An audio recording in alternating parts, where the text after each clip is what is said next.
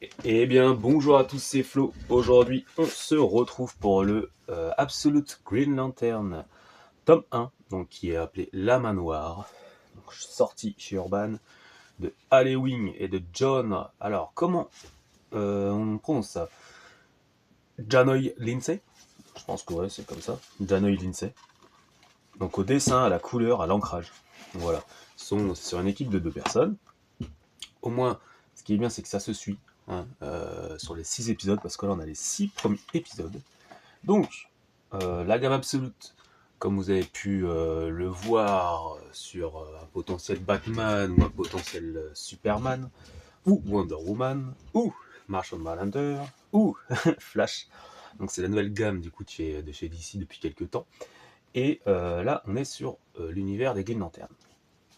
Alors, elle est un petit peu décriée cette série parce qu'elle se voulait horrifique, de ce que j'ai pu comprendre. Pas, moi je trouve pas. Je trouve pas du tout. Il y a une petite ambiance un petit peu, comment dire, film dans une petite ville américaine où il se passe des petits trucs, un petit peu comme les récits de Stephen King, on va dire. Euh, sur un petit peu quoi d'autre? Non, ouais, si, j'ai pensé un petit peu comme ça. Donc, l'histoire, de quoi ça parle? Du coup, on est dans une petite bourgade, voilà, américaine, et d'un seul coup, il y a un monolithe, boum, qui se met en plein milieu de la ville. Il va y avoir des incohérences par rapport à ça aussi, c'est marrant. Et, euh,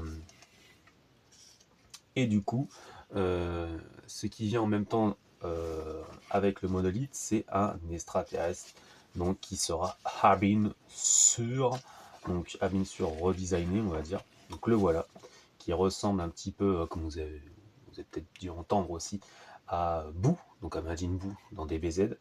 Je ne sais pas du tout quand il a commencé ce récit. Est-ce que c'est un petit clin d'œil ou un petit hommage à Toriyama quand il est parti, voilà, quand il était décédé à l'époque, peut-être. Donc là, par contre, il a 4 bras.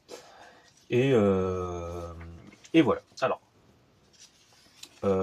allez, quand j'ai lu les 2 premiers chapitres, je savais pas du tout où ça nous emmenait.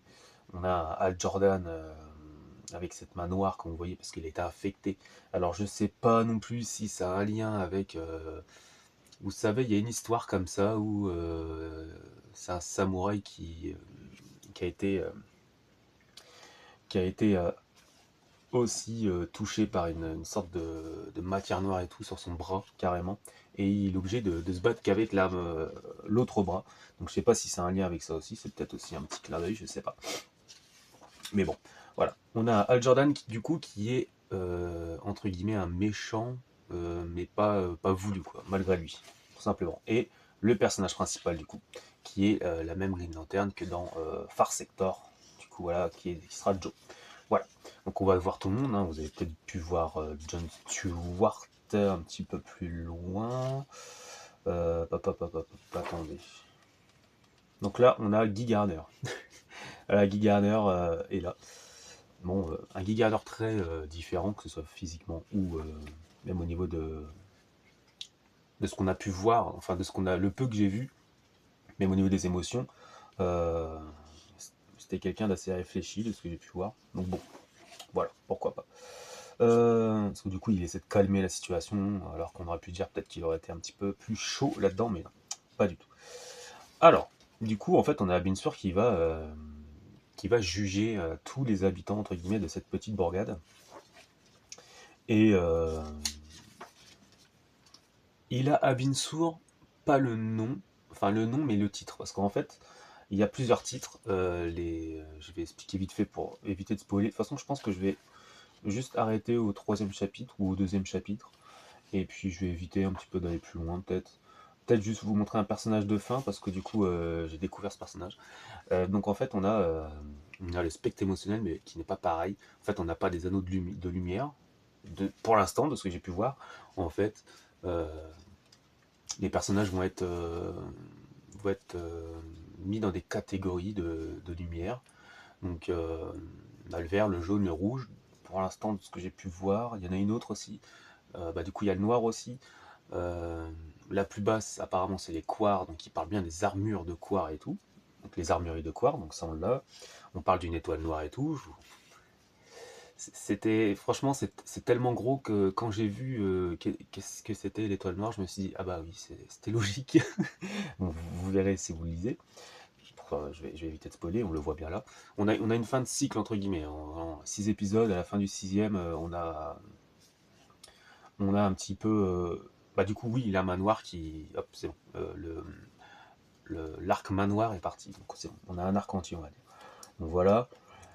Donc, il y a plusieurs niveaux. Donc, le Abin sûr, parce que voilà, ça fait partie d'un niveau aussi de cette catégorie émotionnelle. Donc, voilà.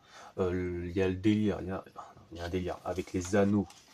Enfin, au moins avec une alliance, tout simplement. Voilà. Je vais rester sur cette. Voilà, parce qu'on a Jon Stewart, du coup, qui est le mec le plus réfléchi, qui va essayer de comprendre pourquoi, parce que du coup, il y a un sorte de dôme. Vous avez ce monolithe qui a fait un dôme autour de la ville, il ne peut pas sortir.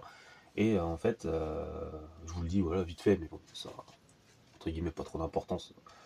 La matière dorée passe à travers. Donc un métal, même si vous lui mettez du plaqué or, ça passe à travers. Donc voilà.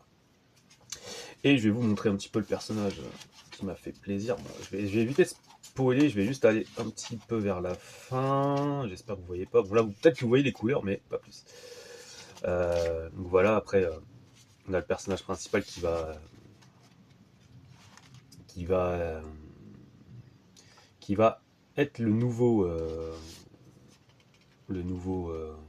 lanterne, entre guillemets, ce qu'on peut connaître des lanternes. Attendez, j'essaie de trouver cette personne. Et ça m'embête parce que si j'en parle et que vous ne voyez pas, ça m'embête un peu. Bon, allez, je vous montre voire le deuxième personnage, enfin un autre personnage. Voilà. Je vous montre juste la fin, il n'y a pas de spoiler, vous inquiétez pas. Il n'y a pas de spoiler sur l'histoire principale. Donc là, on a, comme vous avez pu voir, notre lanterne cagoulée Simon, hein, qu'on vous avez pu rencontrer dans les New 52.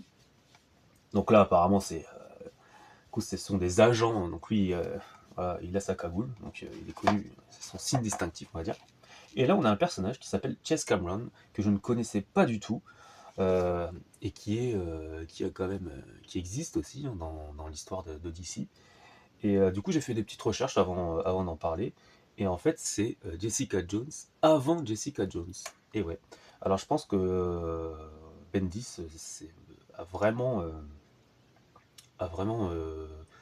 pris sur ce personnage pour créer Jessica Jones, pour la série Alias. Apparemment, elle a une série qui est très très bien aussi. Donc, peut-être me pencher là-dessus. Pourquoi pas, j'en parlerai peut-être plus tard, si jamais il y a le tome 2. Et de toute façon, elle va revenir dans le tome 2, c'est sûr. Je pense que ça va être un personnage, pas central, mais elle va avoir une petite importance. Vous le verrez quand vous le lirez. Donc voilà, découverte du personnage.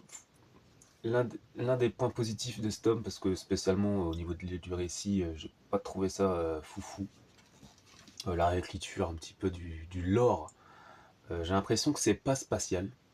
C'est plus au niveau de la croyance, au niveau de. Ah, ils sont partis dans le spectre émotionnel, mais pas. J'ai pas l'impression qu'il y a beaucoup de spatial. Ah, parce que. Pourtant, c'est bizarre parce qu'on a quand même Abin Sur qui va de planète en planète pour juger les gens. Mais là, ouais, je sais pas. À voir au tome 2. Là, pour l'instant, le tome 1 m'a pas du tout accroché, quoi. Juste très content de connaître ce personnage, James Cameron. Au moins, j'ai pu voir ce que ça donnait. Je vous montre un petit peu de couverture. Il n'y a que ça comme bonus. Hein. Couverture alternative, c'est sympa. Et côté dessin, de ce que vous avez pu voir, ça va être ça tout le long. Voilà, on a le même dessinateur. Alors, au moins l'unité graphique reste du début jusqu'à la fin, mais c'est vrai que pour une série qui se veut horrifique, je la vois pas. Je vois pas l'horrifique. Au niveau du dessin, j'ai trouvé que ça faisait pas amateur parce que c'est méchant quand même. Parce que le mec, il arrive à tenir, enfin la personne arrive à quand même à tenir, mec ou femme, je sais pas qui c'est, arrive à tenir quand même sa série. On accroche, on n'accroche pas. Euh, c'est vrai qu'avec les autres absolutes, euh, pas dire que ça fait tâche, mais il est au niveau de Flash. Pour moi, voilà, Flash, Green Lantern au même niveau, au niveau de de la qualité scénaristique et graphique. Comme je vous dis, là, on a le cycle de la manoir qui était sympa, mais c'est vrai que j'en demande plus. Parce que vraiment, moi, c'est vraiment tout l'histoire autour des lanternes. Enfin, j'ai l'impression que les lanternes et le délire spatial, pour l'instant, n'y est pas. Je pense qu'on va être beaucoup plus dans le côté, on va dire secte, mais bon, au côté des émotions, au côté des croyances, tout ça. Tout simplement. Donc voilà. Pour moi, si je dois vous donner un petit, euh, pas, euh, pas un classement, mais je les mettrai au niveau de Flash. Et ils sont en bas du classement. Pas parce que c'est nul, mais parce que voilà, pour l'instant, c'est une lecture. Je vais pas dire que je me suis fait chier, mais on la lit, mais voilà quoi, basta quoi, tout simplement. Donc voilà, c'était à mon avis assez rapide sur Absolute Green Lantern. J'irai sur le tome 2 bien sûr pour voir ce que ça donne. Donc voilà, donnez-moi votre avis hein, en commentaire, dites-moi si vous avez des questions, dites-moi si j'ai dit des conneries aussi, mettez un j'aime. Mais moi je vous dis à la prochaine pour un prochain Avis Comics. Salut.